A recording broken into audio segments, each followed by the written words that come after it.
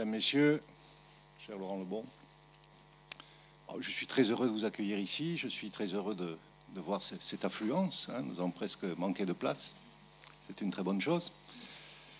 Et je suis d'autant plus impressionné, je dirais, mais en même temps, pas tellement étonné, parce que ça fait 1 an à peu près que je suis à la présidence du Centre Pompidou, et je dirais que Picasso, en quelque sorte, rythmait ma vie d'une manière à laquelle je ne m'attendais pas forcément. Quand je suis arrivé, il y avait finalement assez peu de temps que le musée Picasso avait réouvert. Et je me suis rendu compte à quel point non seulement une réouverture pouvait être attendue, mais plus fort, à quel point, dans certains cas au moins, la fermeture d'un musée pouvait gêner, à quel point un musée pouvait manquer. Et je dois dire que la réouverture du musée Picasso a été finalement une sorte de soulagement chez beaucoup de gens, une sorte de retour à l'ordre. Je ne sais pas si l'expression est parfaite. Et puis après, il y a eu les 30 ans. Il y a eu les 30 ans du musée et la signature d'une très importante convention dont vous avez sûrement tous entendu parler, puisque c'est l'équivalent d'un traité de Rome, en quelque sorte, entre le Centre Pompidou et le musée Picasso. C'est une convention dont, en quelque sorte, cette réunion est une forme de première application. Convention par laquelle nous avons décidé d'unir nos efforts, d'unir nos forces, de faire des choses ensemble, des projets, d'ailleurs des projets, il y en a en cours, notamment d'exposition. Il y a eu Picasso Mania, qui m'a permis une sorte d'exercice pédagogique pour voir dans quelle mesure Picasso, son œuvre, son inspiration avait des résonances dans la peinture et dans l'art contemporain. Et puis il y a eu cette affaire de la coiffeuse, le retour de la coiffeuse, avec son épilogue en principe ce matin à 9h, puisque c'est ce matin à 9h que nous avons réaccroché le tableau de Picasso. Vous savez, ce tableau qui avait disparu, qui avait été volé et qui a été retrouvé dans des circonstances assez rocambolesques aux États-Unis par l'action combinée des douanes américaines et françaises. Lorsque ce tableau est revenu en France, l'atmosphère était celle de, je ne sais pas, le retour du Paris Saint-Germain ou d'un remaniement. Il y avait 50 journalistes ici, très très énervés, 3 ministres, l'ambassadrice des États-Unis. Et c'était instructif aussi parce que ça permettait de voir comment, lorsque, je dirais, Picasso rencontre le fait divers, ça produit une sorte de mélange absolument détonnant médiatiquement.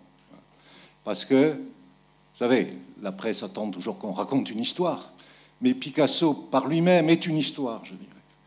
Et c'est à l'occasion de ce genre de faits divers que l'on se rend compte à quel point l'image, le nom, l'œuvre, la personnalité de Picasso sont un des éléments structurants, en quelque sorte, de notre conscience culturelle. Voilà. Et puis, donc, il y a ce colloque, il y a cette exposition, très belle exposition de sculpture, le colloque auquel elle donne lieu. Moi, je suis ravi de l'accueillir ici, au moins pour ce premier jour, puisque je crois qu'ensuite, le colloque ira à la Bibliothèque nationale et puis au musée Picasso. Je suis très ravi de l'accueillir, je suis très ravi qu'il se tienne. Je dirais pour 2 raisons. D'abord parce que, je parle un peu en béotien, mais j'ai quand même le sentiment que le travail de sculpteur de Picasso est particulièrement touchant, parce qu'on a l'impression d'arriver là à une sorte de pureté, de naïveté de la création. Encore plus fortement peut-être que dans ces tableaux. Une sorte de mise en évidence de ce que c'est qu'un acte créateur. Et puis aussi parce que je suis persuadé que l'œuvre de Picasso, non seulement peut toujours s'explorer, comme ces continents où il reste toujours des choses à voir, des lieux à découvrir, mais en plus, je pense que relire, réinterpréter, revoir Picasso, ça fait partie de ces démarches qui permettent à une conscience culturelle d'une époque de se situer.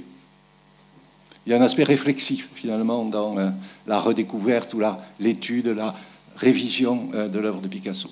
Voilà, c'est pour cette raison que je suis très heureux que vous soyez tous là et je vous souhaite des travaux très utiles, très fertiles et très agréables. Voilà.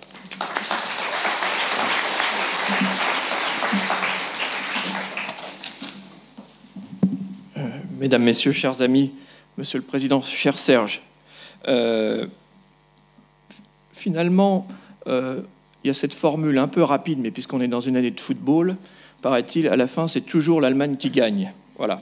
Alors, dans le domaine des musées d'art moderne et des centres pluridisciplinaires, plutôt, je crois qu'à la fin, c'est toujours le Centre Pompidou qui gagne. Et donc, on est très heureux de participer à cette belle aventure pluridisciplinaire que vous avez relancée et dont Bernard et Jean-Pierre, ce matin, nous rediront peut-être un mot, mais dont je me permettrai peut-être d'insister sur un terme, peut-être qui n'est pas connu de tous, c'est le terme de moviment. Voilà. Alors, je me suis permis de l'emprunter, Président. D'ailleurs, on voit le manuscrit de Francis Ponge actuellement exposé dans le nouvel accrochage magnifique de Bernard. Moviment, c'est ce mot que Francis Ponge avait inventé à la création du Centre Pompidou. C'est la contraction du mot monument et du mot mouvement. Alors, j'ai fait une grande erreur lorsque j'ai pris j'ai eu la chance de prendre cette présidence. Vous avez parlé de retour à l'ordre. Bon, je ne permettrai pas, mais pour Picasso, le retour à l'ordre, c'est déjà quelque chose de complexe. Mais enfin, donc j'ai dit, tiens, il manque un document dans notre musée. C'est ce qu'on appelle dans notre jargon technocratique le PSC. Donc je pense que notamment nos amis étrangers ne connaissent pas ce merveilleux document. C'est le projet scientifique et culturel. Bon, le musée n'avait que 30 ans, il n'y avait toujours pas de projet. Donc bêtement, je me suis dit, maintenant qu'on a dépensé 60 millions d'euros pour le rénover, il est peut-être temps de penser le projet. Donc on a réuni l'équipe et on a dit, finalement, empruntons au Centre Pompidou le fondement même de son action, c'est-à-dire le moviment. C'est-à-dire cet équilibre difficile entre stabilité, pérennité, vision à long terme et dialectique du quotidien, action. Comme disait Pontus, il faut toujours qu'il se passe quelque chose au Centre Pompidou. Alors, mal m'en a pris, Président, puisque finalement, la seule chose que j'ai obtenue, c'est un conflit social. Mais là aussi, le Centre Pompidou a parfois été une référence, puisque tout le monde se souvient que le plus grand succès des expositions du Centre Pompidou, Dali, avait été célébré par un conflit social. Donc, j'ai bon espoir que finalement, le musée Picasso suive la bonne voie. Alors d'ailleurs, à propos de classement d'expositions temporaires, Président, je tiens un jour à rappeler que Hergé a fait un peu plus que Dali, mais voilà, ça prouve que la pluridisciplinarité est parfois aussi un peu surprenante. Alors, dans le domaine picassien, c'est souvent la peinture qui l'emporte. Mais c'est là la surprise. Je crois que là aussi, vous avez été un modèle, et rendons hommage au travail de Werner, qui est ici présent et qui va ouvrir le colloque. Je crois que dans le domaine de l'exposition de sculpture, à la fin, c'est toujours l'exposition de Werner qui gagne. Je crois qu'on ne fera jamais plus beau. Et j'ai eu la chance d'intégrer cette maison en l'an 2000, année où Werner nous a montré ses chefs-d'œuvre de Picasso. Mais Werner, excusez-nous, nous avons voulu faire d'autres expositions. Et je crois que 17 ans après, avec nos amis du MoMA, on propose une autre variation. Et il nous semblait indispensable d'avoir ce dialogue avec les scientifiques, les collègues, les amis de Picasso. Et cette salle pleine ce matin à 10h prouve qu'il y a toujours un intérêt. Alors, on a une mauvaise idée, c'était d'annualiser ce colloque. Et on a encore une plus mauvaise idée, c'est d'essayer de sortir les actes. Donc j'ai une bonne nouvelle à vous annoncer. Si vous aviez aimé revoir Picasso, notre colloque inaugural, ça y est, parce que le Centre Pompidou fait en une semaine, nous, il nous a fallu 1 an, toutes nos excuses, mais ça y est, les actes du colloque sont en ligne, on peut même télécharger en PDF les communications écrites, et c'est promis pour cette année, Président, nous ferons mieux, nous ferons plus rapide, voilà, mais je crois que c'est important. C'est l'occasion pour moi tout de suite de passer la main pour vous annoncer que cette cérémonie, puisque j'aime bien au fond cette idée de rite de passage, va un tout petit peu s'institutionnaliser, un tout petit peu. Et je ne sais pas si Bernardo, mon collègue du musée Picasso de Barcelone, est dans la salle, mais je vous annonce tout de suite la 3e édition qui se tiendra donc au printemps prochain, probablement fin avril, à Barcelone, où nous travaillerons sur Picasso et l'identité, puisque Bernardo va faire une magnifique exposition avec Madame Colling, où là aussi, il s'agira de revisiter une thématique évidemment majeure chez Picasso, le portrait. Donc le thème du colloque n'est pas encore tout à fait calibré au sens formalisé, mais probablement ça sera autour de Picasso et l'identité. Et j'en profite donc pour remercier Bernardo. Président, vous avez parlé de convention. J'allais dire, c'est plutôt un mariage avec un petit document, parce que parfois on a voulu nous unir un peu plus profondément, voilà. Mais il était temps de dire que vivons heureux, vivons avec cette convention. Et comme dans tout mariage, comme dans tout moment d'amour, il faut des preuves d'amour. Alors, dans notre histoire, c'est 30 ans de preuves d'amour. Voilà. Et donc là, avec ce document, nous formalisons un petit peu plus et nous avons plein de pistes. Notamment, nous avons décidé de clarifier nos inventaires. C'est tout simple, mais ça faisait 30 ans que ça n'avait pas été fait. Donc, vous savez, les musées aiment jouer des dépôts. Et donc là, je remercie tout le travail, notamment, qui a été fait par Brigitte, car ça y est, on va avoir enfin une clarification sur ce sujet. Mais l'important, c'est d'aller de l'avant. Et je crois qu'aujourd'hui, ce n'est pas totalement anecdotique qu'on vienne ici, dans la Maison de l'Art moderne et contemporain pluridisciplinaire, pour célébrer Picasso, car ce qui sortait de Picasso Mania, une exposition qui a fait beaucoup parler, c'est qu'au fond, dans le domaine de l'art contemporain, à la fin, c'est toujours Picasso qui gagne. Voilà, peut-être, on verra. Président, permettez-moi, puisque j'ai la parole encore pour 1 minute, je vois que Jean-Pierre a commencé à sortir sa petite pancarte, qu'il va sortir au moins 400 fois aujourd'hui. Il ne reste plus que 5 minutes.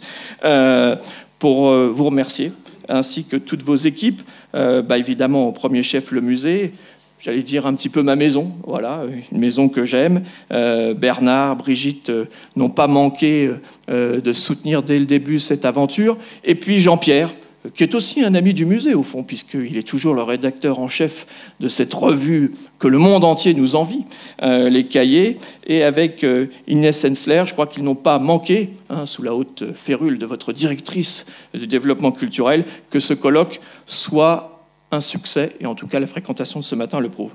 J'ai voulu compliquer les choses, Président, et j'ai voulu que les établissements publics nationaux soient en harmonie.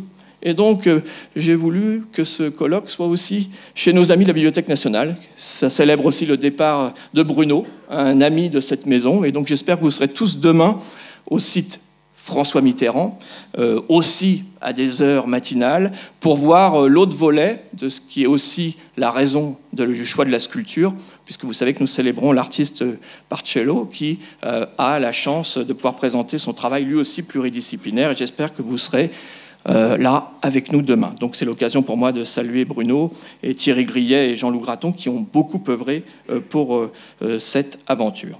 Alors, si vous êtes encore vivant, il restera une petite matinée, samedi, au musée Picasso. Drogue, sexe, alcool, vous connaissez les fondements de notre maison. Il faudra bien ça, c'est ce que j'appelle un peu l'after. Pour un colloque, il faut toujours un after. Et donc, nous vous invitons, si vous avez encore un petit peu d'énergie, à venir fêter la fin du colloque samedi matin. Voilà. C'est l'occasion pour moi, bien sûr, de saluer tous les amis, artistes, collègues, scholars, comme on dit, qui viennent de loin. Et pour ça, il fallait un soutien. Et je voudrais remercier tout simplement celui qui nous a aidés dès le premier jour. C'est évidemment la FABA, cette fondation dont vous connaissez peut-être l'acronyme, mais derrière la FABA, il y a Bernard et Almine Ruiz-Picasso. Et dès le premier jour, ils m'ont dit Laurent, c'est bien de soutenir des expositions, c'est bien de soutenir des aventures curatoriales, mais il y a les travaux de fond, le travail sur les archives. Voilà. Et là, dès le départ, Almine et Bernard m'ont dit nous soutiendrons le premier colloque. Et je crois que le premier volet étant un succès, cela leur a donné l'envie de nous soutenir pour une deuxième aventure. Et par les temps qui courent, Président, on est bien placé pour le savoir. Le mécénat, c'est quelque chose de difficile. Et donc, merci à ce soutien.